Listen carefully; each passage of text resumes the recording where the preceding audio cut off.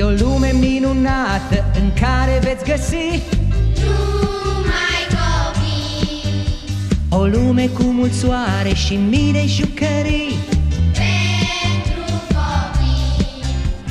În lumea cu povești și flori veți întâlni Numai copii.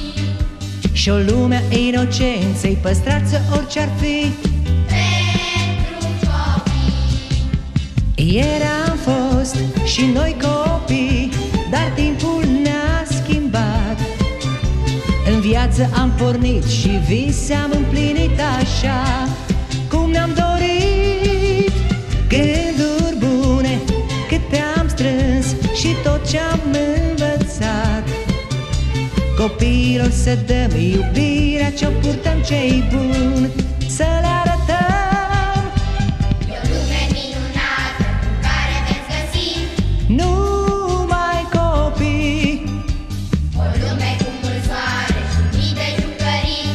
Pentru copii. În lumea cu povești și flori veți întâlni Numai copii. și o lume a inocenței, păstrați orice-ar fi. Pentru copii. Ieri am fost și noi copii, dar timpul ne-a schimbat. În viață am pornit și vise am împlinit așa cum ne-am dorit. Gânduri bune câte am strâns și tot ce-am învățat.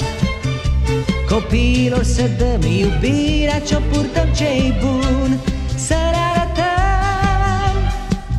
Ce zâmbet poate fi mai sincer, mai curat?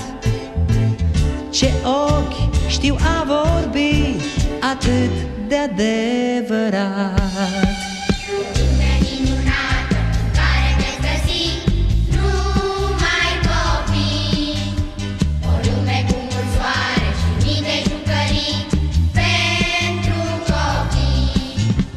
În lumea cu povești și flori veți întâlni numai copii. Și o lume a inocenței, păstrați orice-ar fi. Pentru copii. E o lume minunată în care veți găsi Numai copii.